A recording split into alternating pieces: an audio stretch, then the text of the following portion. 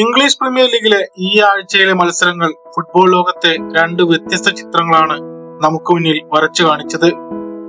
ഒരു വശത്ത് പ്രതീക്ഷകൾ തെറ്റിച്ച് തകർച്ചയുടെ പാതാളത്തിലേക്ക് വീഴുന്ന നിലവിലെ ചാമ്പ്യന്മാരായ ലിവർപൂൾ, മറുവശത്ത് സീസൺ മെല്ലെ തുടങ്ങി ഇപ്പോൾ ആഴ്സണലിന് തൊട്ടുപിന്നിൽ രണ്ടാം സ്ഥാനത്തേക്ക് കുതിച്ചുയർന്ന ചെൽസിയുടെ ഉജ്ജ്വലമായ തിരിച്ചുവരവ്. കഴിഞ്ഞ സീസണിൽ ലിവർപൂളിനെ ലീഗ് കിരീടത്തിലേക്ക് നയിച്ച ആർണോ സ്ലോട്ടിന് ഈ സീസണിൽ തൊടുന്നതെല്ലാം പിഴക്കുകയാണ്. സീസണിന്റെ തുടക്കത്തിൽ തുടർച്ചയായ 5 ജയങ്ങൾ നേടി മിന്നും ഫോമിലായിരുന്നു ലിവർപൂൾ. തുടക്കത്തിലെ ലിവർപൂളിന്റെ പ്രകടനം കണ്ടപ്പോൾ എല്ലാവരും കരുതി ലിവർപൂൾ കഴിഞ്ഞ സീസൺ അവസാനിച്ചെടുത്തു നിന്നും വീണ്ടും തുടങ്ങുകയാണെന്ന്. സെപ്റ്റംബർ 27-ന് ക്രിസ്റ്റൽ പാലസ് ആണ് ലിവർപൂളിന് ആദ്യ തോൽവി സമ്മാനിക്കുന്നത്. അടുത്ത മത്സരത്തിൽ ചെൽസി. അങ്ങനെ തുടർച്ചയായ 4 തോൽവികൾ. ചാമ്പ്യൻസ് ലീഗിൽ റയലിനെ എതിരില്ലാത്ത ഒരു ഗോളിന് തോൽപ്പിച്ച് വിജയവഴിയിൽ തിരിച്ചെത്തിയെങ്കിലും പ്രീമിയർ ലീഗിൽ ലിവർപൂളിന് കാലിടറുകയാണ്. കഴിഞ്ഞ 2 മത്സരങ്ങളിൽ ഒരു ഗോൾ പോലും നേടാതെ ലിവർപൂൾ വഴങ്ങിയത് 6 ഗോളുകളാണ്.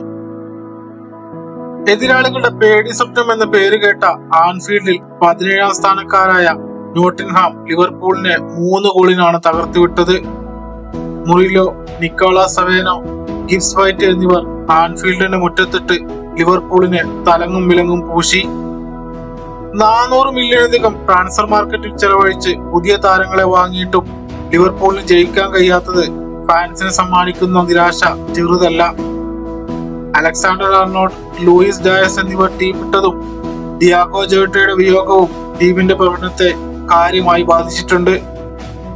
കോടികൾ മുടക്കി ടീമിലെത്തിച്ച ഫ്ലോറിയൻ വിഡ്സ്, അലക്സാണ്ടർ ഇസാക്, എക്കിറ്റക്കെ എന്നിവർ പ്രതീക്ഷിച്ച ഫോമിലെത്താത്തതും ടീമിന് തലവേദനയാകുന്നുണ്ട്.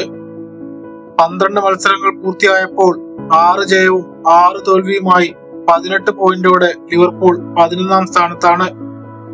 ലിവർപൂളിന്റെ കിതപ്പിനിടയിൽ പ്രീമിയർ ലീഗിനെ ഞെട്ടിച്ചുകൊണ്ട് കുതിക്കുന്ന മറ്റൊരു ടീമുണ്ട്.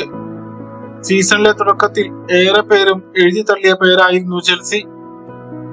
വെസ്റ്റ് ഹാമിനെ 5-1 തകർത്ത് സീസൺ തുടങ്ങിയ ചെൽസി പിന്നീട് സമനിലയും 2 തുടർ തോൽവികളുമായി നിരാശ സമ്മാനിച്ചപ്പോൾ ടോപ്പ് 4 പോലും കിട്ടാക്കനിയാവുമെന്ന് എല്ലാവരും കരുതി. എന്നാൽ പിന്നീട് ശക്തമായി തിരിച്ചുവന്ന നീലക്കുപ്പായക്കാർ ഇപ്പോൾ ആഴ്സണലിന് പിന്നിൽ 2ാം സ്ഥാനത്താണ്.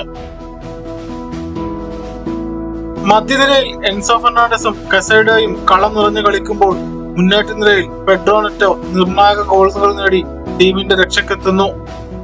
ബ്രസീലിയൻ വണ്ടർകിഡ് എസ്റ്റാവോ വില്യനും മറ്റു യുവതാരങ്ങളും ടീമിന്റെ പ്രതീക്ഷക്കത്ത് ഉയർന്നതും ചെൽസിയെ ടോപ്പ് ഗിയറിലാക്കി. സൂപ്പർ താരം കോൾ പാൽമർ പരുക്ക് പറ്റി പുറത്തായിട്ടും തുടർ വിജയങ്ങൾ നേടാനായത് ടീമിന്റെ ആത്മവിശ്വാസം വർദ്ധിപ്പിച്ചിട്ടുണ്ട്. ഈ ടീമിലേക്ക് കോൾ പാൽമർ പരിക്ക് മാറി തിരിച്ചെത്തുക കൂടി ചെയ്താൽ ചെൽസിയെ പിടിച്ചുകെട്ടാൻ എതിരാളികൾ പാടുപെടും. 21 വർഷങ്ങൾക്ക് ശേഷം പ്രീമിയർ ലീഗ് സ്വപ്നം കാണുന്ന ലീഗ് ലീഡേഴ്സായ ആഴ്സണലിന് ഈ സീസണിൽ തലവേദനയാവുക ലണ്ടൻകാരായ മലസ്കോയും കൂട്ടരും തന്നെയാകുമെന്നാണ് സമീപകാല പ്രകടനങ്ങൾ സൂചിപ്പിക്കുന്നത്.